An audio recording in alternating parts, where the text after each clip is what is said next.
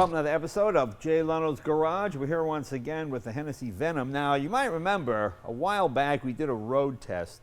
We didn't do a road test. We had John here with the car. You saw it on the cover of Road and Track. You've seen it on the cover of everything. Well, when he brought it to the garage, we couldn't drive it because it wasn't legal. And I have to admit, after John left, I went, I don't think you're ever going to legalize that thing. I mean, you can sell it around the world in Saudi Arabia. You're not going to be able to sell it here. Well, never underestimate Hennessey. This thing is now legal in all states, 1,200 horsepower. Well, let's bring John in. John, how you doing? Hey, Jay.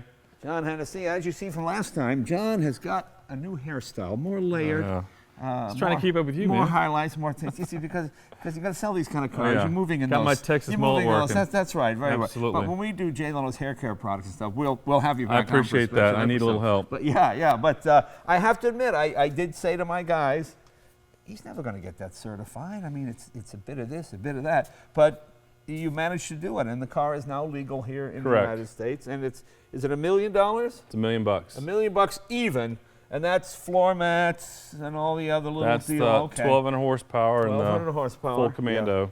Yeah. Okay, and you're going after the Veyron's record, is that correct? Correct. Wow, The purpose of the car wasn't to beat the Veyron Super Sports record, but we feel like the car's capable of doing it, so why not? So it's fun. Why not? Absolutely. Why not it needs to come back to America, take away from those French and German guys. That's true. That's true. And I have to admit, I get a little worried about this high speed run because there's nowhere in America you can really do that. To me, all the fun of a car is really between 40 and 120, and that's really where this car excels. I mean, if it happens to go 260 miles an hour, well, that's great too, but the idea of doing that on a public road, please.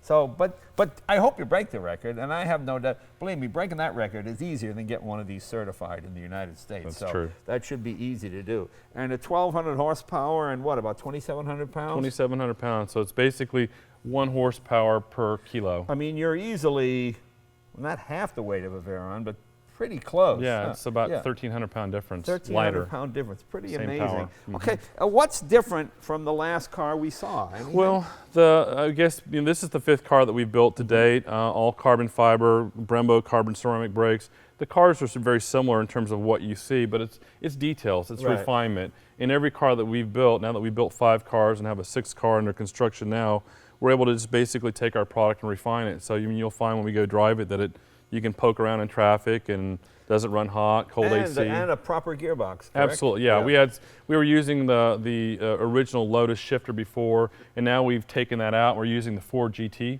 shifter. It's the same Ricardo transmission that comes in the Ford GT, so it'll feel just like your Ford GT going down the road. And it can take that kind of horsepower. Absolutely, and that's why we went with the Ricardo box out of the Ford GT. We built over 40 Ford GTs, including one that with twin turbo package with 1,000 horsepower that Jesse James stuck in the ditch a couple weeks ago. Yeah. So it was very reliable. And tires are cheap clutches. Absolutely. Exactly. This is a driver's car, so there's no traction control, no ABS. This is a car that requires you to drive it. Now, if a person wanted a paddle shift box, is it available or no? It's something that we're looking at for future down the road, but right now it's a standard 6-speed. I'm always astounded at how few people actually order a manual gearbox. I mean, Ferrari doesn't even make a manual gearbox anymore because like 1 out of every 20 cars or something. Right. So, I mean, it's astounding to me because to me that's the whole fun of driving. Yep. I mean, my McLaren F1 is 243, but the real fun is just driving and shifting and using it, executing a perfect gear shift is a lot of fun, and you don't always do it correctly. Yeah, this does look a little more refined than the last one that you had. Let's see what we got here. And this is a target top, it comes off? Not yet. We're working on a Spider version. We're going to make a few structural reinforcements. Technically, you could take the roof off of this car, but we're not suggesting that our customers do that. We have a few things that we're going to do differently on the chassis, but we will have a Spider version of the Venom GT coming out as a 2013 sometime next year. Now, for people who missed the last time we did this because we didn't drive the car, just a brief overview. The engine is what? It's a 6.2 liter. Based on a small block Chevy, twin turbo, 1,200 horsepower. We can adjust between 850, 1,000, and 1,200 horsepower. Now, when you say based on, what are we talking about? You start with the Chevy block? Correct. We basically take an LS2 Chevy block that came out in like a C5 Z06 Corvette. We sleeve the block. The block is actually built to handle 1,500 horsepower at the Right. rear wheels. So this car, 1,200 horsepower, is about 1,050 at the wheels. It's very under stress at that power level. Steel liner? There's steel liners in Okay. and so it's very, very strong. So what would it normally have? Aluminum? No, not aluminum. What No, would it I believe it's got just a cast not iron? quite as strong of Okay, a a stronger sleeve. steel. So basically, Okay. and we Yeah. can make it bigger cubic inch, but 6.2 liter. The engine revs out to 7,200 RPM. But you'll see when we drive it, it's the street manners, the drivability. It's probably not too much different than your 01 Corvette. Right. Now, can we open the hood just to show Absolutely. underneath? Let's take a look. Absolutely. Yeah. Pop open the hatch here. Let me get the other side real quick. Hang on a sec.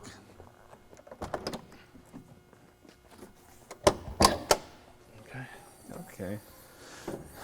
As you can see, nicely done. Nice attention to detail here.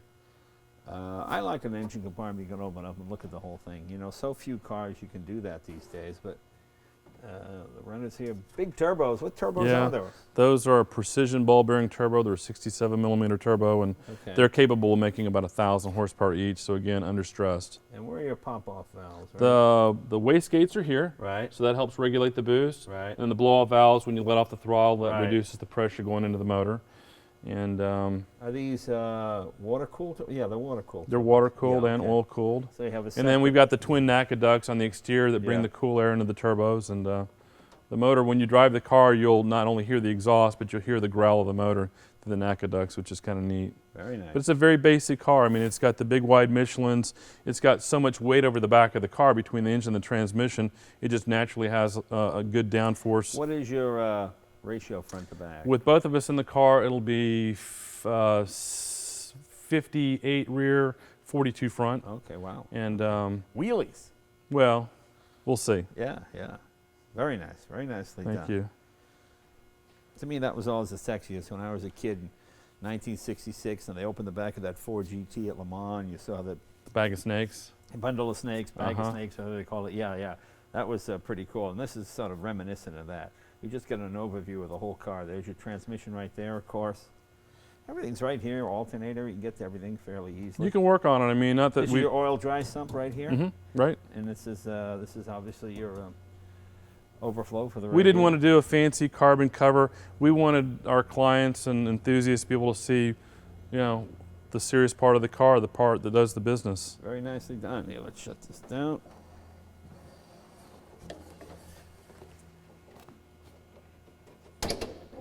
Just clicks in. That's There it. you go. That's it. And is this wing adjustable from the car? It is. The wing goes up and down for our top speed run. The wing will go down. At what speed does this really become an effective The tool? aero- Do wings do anything on the road at all? Absolutely. If you want to go drive Mulholland or Yeah. your windy roads, the aero work on this particular car starts Yeah. working about 40 miles an hour. No, that low. Yeah. Huh? Uh-huh. You notice the difference? Yeah, I mean, a huh? real big difference. Probably 80 and up. Yeah, It's yeah. really good. So. And what kind of downforce you getting on this? The car at 150 miles an hour puts down about 800 pounds of downforce with the Wow. wing up. Now, when Yeah. we go make a VMAX run, put the wing down, and that'll come down substantially. Okay. Mm-hmm. And that's not an air brake as well. That's strictly. Correct, right. We Yeah. looked at doing that, but Yeah. the hydraulic requirements for an air brake were Okay. add a lot more weight to the car. We didn't want to do that. I bet it's tricky to park with the wider rear like that. because Well, you know, yeah. you have a car like this, you know, Yeah. you come in with a wide berth and That's right, yeah. take up a special How parking many gallon spot. gas tank you looking at there? It's a 19-gallon tank. Oh, that's pretty good Uh-huh. size, Yep. 19 so.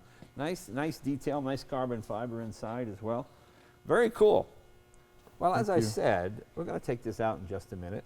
Now, if you want more details, you can go back and watch the other video that we did on the Venom. Just you know, type in Venom and search in the search engine there, and you'll see that one. But we didn't get to drive that one because it wasn't legal. Because I thought, no way is it going to be legal. Well, it's a legal car, and that makes it very exciting.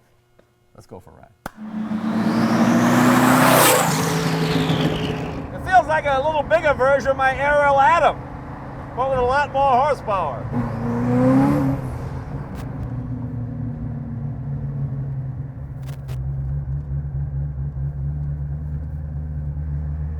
Makes great noises inside here. And you know, there's plenty of room inside. It's snug, but it's certainly not tight. I mean, I'm 6 feet tall, and I'm pretty wide, and I'm comfortable in it. I've got headroom. Nice ratio here between steering wheel. You can see everything. Wheel doesn't block the dash. And it's nice to have, as much as I like all the double clutch gearboxes, it's nice to have a stick. You know, just control your burnouts and stuff a little bit better. Try to keep the software download thing to a minimum. It's a driver's car. Yeah. You know, the nice thing about these LS2 or any of these Chevy Series engines, they're pretty bulletproof. You know, excellent heating and cooling. We're sitting in traffic, although it's a cool day today. We're at 172. It's just one of these things that spikes up to 220, and then you got to move it to keep the air moving keep the air moving through it. Pretty nice. And of course, the brakes off the ZR1 are the same brakes that are off the Ferrari Enzo and the 458 as well.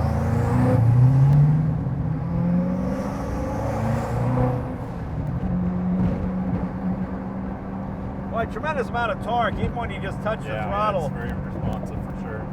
There's no turbo lag in this motor. Just the slightest bit of throttle, this thing really leaps. But very go-kart-like. You know, so many modern supercars, they do take the driving experience away from you. There's no power assist in this, so your steering is very direct. Brakes happen right now. And it's just fun to have your hand on a nice big shift knob. Wow.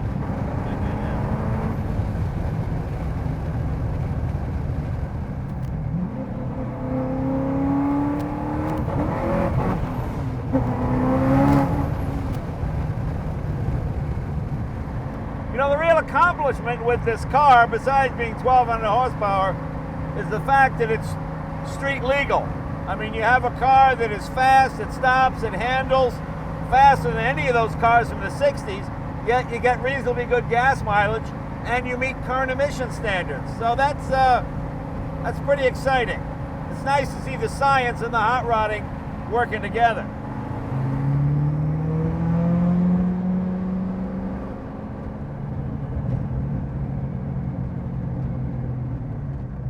Because the big question is, will it do a burnout? Now, mid-engine cars traditionally don't do burnouts as well because you get traction right away. And you've got about 60% of your weight over the rear wheels. Plus, it's not my car.